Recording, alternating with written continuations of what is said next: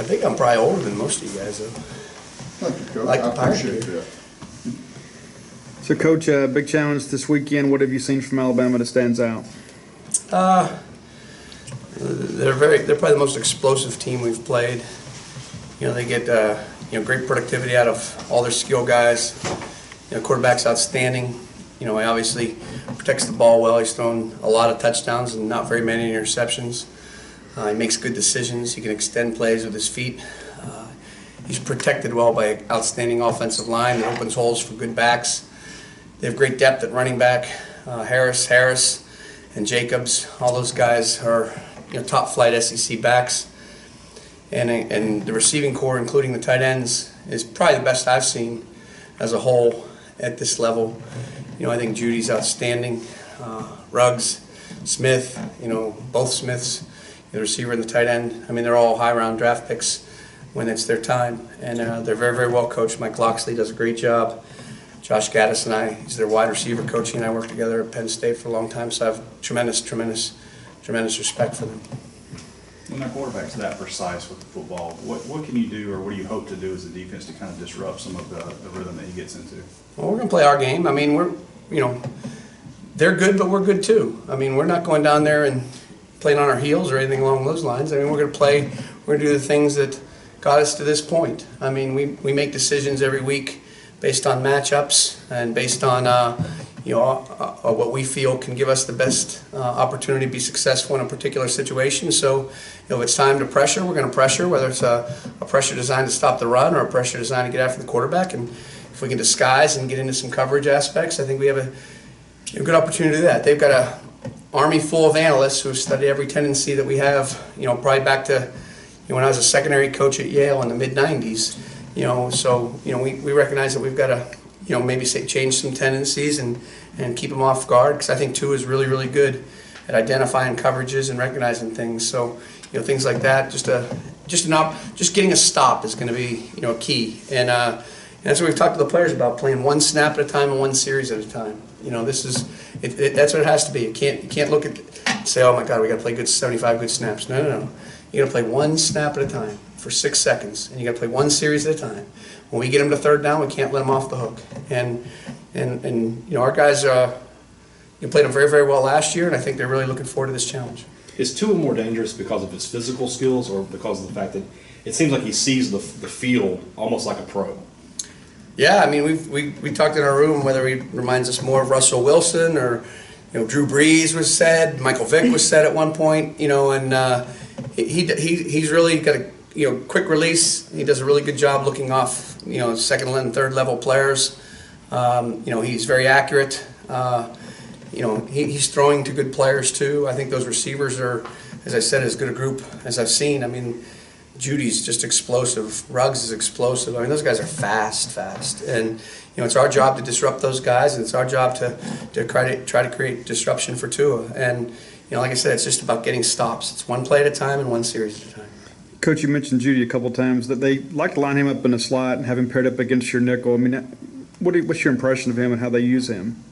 They move him around a lot, and those guys he runs a slant route about as well as any player I've seen in a long, long time. He's got tremendous quickness and tremendous top end speed. He comes out of his breaks really quickly, and what they all do really, really well is they do a good job with regard to yards after the catch. The thing we've talked to the guys about in the pass game is not getting the ball thrown over our head and eliminating or minimizing yards after the catch. Is it fair to say that it's more important for Alabama to make mistakes than it is for Mississippi State to play perfectly to win this game? We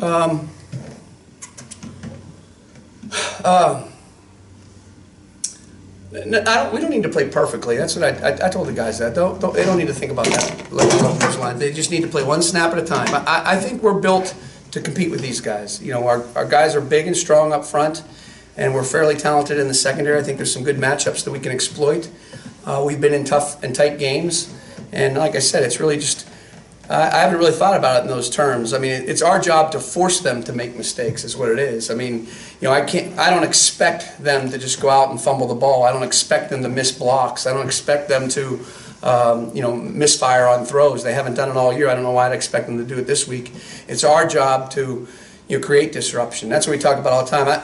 Last week against Louisiana Tech, we jumped on them early, and it sort of became a bend but don't break game. I don't particularly like those type of games, but it kind of became that way because, just did. And that's not our style of play. I mean, our style of play is forcing the issue. It's a basketball team that tries to full court press you, and part of that then is getting tackles for loss, is getting disruption, is forcing mistakes and forcing people's hands. Now, LSU, who's a team that I have a significant amount of respect for, and the defense coordinator I have a tremendous amount of respect for, really got in their face and tried to do that too, and just wasn't able to. And I think with Alabama, sometimes I know that everybody's saying their special teams are down this year. I haven't studied it like other coaches have, but I think the other side of the ball, puts so much pressure on you too, because they create negative plays, they create turnovers, they create field position things, and that's how Coach Saban's won with that formula for a very, very long time. And now I think you can make a case that he has his most explosive offense that he's ever had. Are your guys up front putting the weight on their own shoulders to get this done Saturday? I think they always do, so I don't think it's... Again, I can honestly tell you, we haven't talked about these guys any differently than we talked about any team any other week. I mean, we know what's at stake. I mean, we recognize the opportunity that's in front of us. I mean, in your lifetime, you only get to play against the #1 team in the country X amount of times. So it is what it is. We recognize that. But I mean, I don't think Jeffrey Simmons, I think he's excited because he knows it's a great opportunity, and he knows what this could mean for him personally and for the program and for, the team and the program.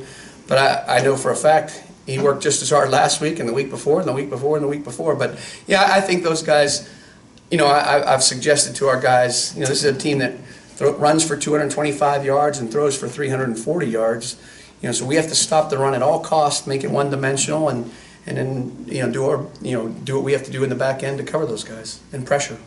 You guys have been really good on third down this year. On the other side, Alabama's really good at converting on third down. What about them makes them so good? Is it Tua? Is it the receivers and the routes they run? A combination of those two things? Yeah, it's a combination of those things. I mean, it's amazing. You break down all the films. They don't have that many third downs. They don't have as many third downs as other teams. And then you sit there and go, well, maybe they must have a lot of third and shorts if they're that good. It's not really that either. I mean, they have probably the appropriate percentage of third and long, third and medium, and third and shorts. They do execute well because they are so fast. They can spread you out all over the field. And if you play zone, they find little seams in the zone. And if you play man, they do a good job. Separating in man-to-man coverage. Not a lot of teams have tried to pressure them. And maybe it's because the quarterback has good escapability. Maybe it's because they don't want to put players in one-on-one. In certain situations, when we find it to our advantage, we'll pressure, and other situations we'll cover. And I think we've got a pretty good game plan, for third down. And it will be Wednesdays are third down and red zone days, and they're very, very good in the third down area, and they're very, very good in the red zone area as well. How do you feel like your team has performed in practice this week? Good. And the scout team was excellent. We put Maiden at quarterback because he's left-handed. So that was good. And we put O'Connor, and we put Torrey Dixon, and we put Corey Charles, who were defensive backs. But we put those guys at wide receivers, and Spivey and Cumbest have done a good job being the tight ends, and Rivers does a great job all the time as a running back for us, and he's done a great job simulating all those guys. And our GAs in quality control have been very organized and giving us a great look, and it's really been our fastest. Those scout team guys have made some plays too, and it's been our fastest, most challenging week of practice. But our guys have made the right checks. They've done everything right. And I think we call today Hunt the Ball Wednesday, and tomorrow's No Repeat Thursday. So I challenge the guys to come out and have our best Thursday of practice of the year and get ready to go to Tuscaloosa and compete. What kind of a play caller were you at Yale? What were you The game's changed so much. It's funny. What did we do the other day? We were just watching. I was referring back to Penn State to see a blitz.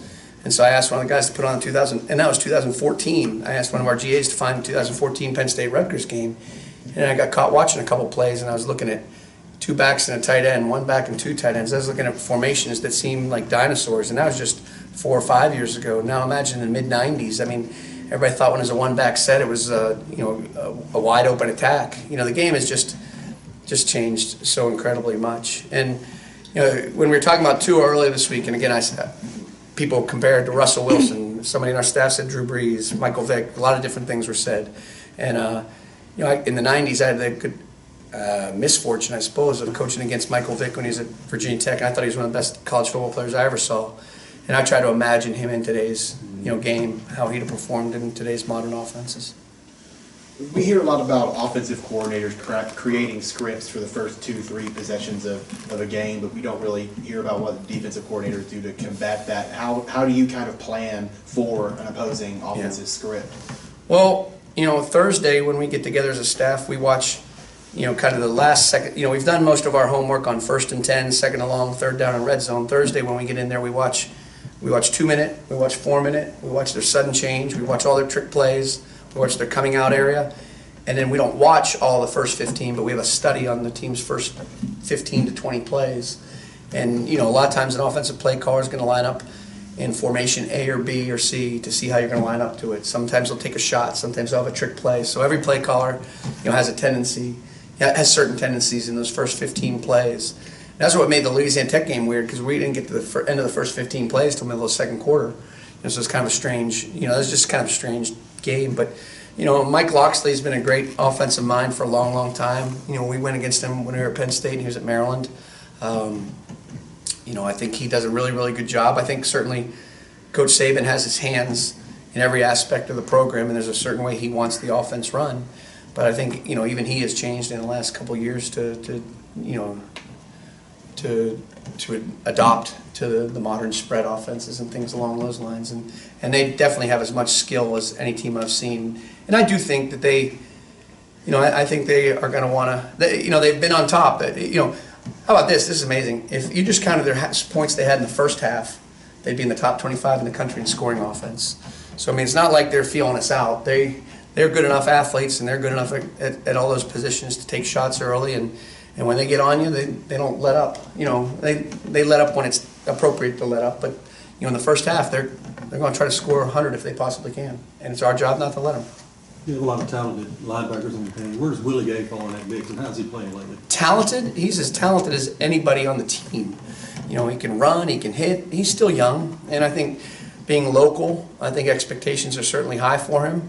And I think sometimes when you're local and you're young and expectations are high, sometimes it's been unrealistic. But he's a very good player, and he's been very productive. And each week, his role's grown a little bit. He and Leo Lewis have sort of split time, and he always has a role in the game. And like a basketball coach, we always try to find a way to get him his touches, if you will, because he is a good blitzer. He is fast, and I couldn't be happier with how Willie Gay is playing.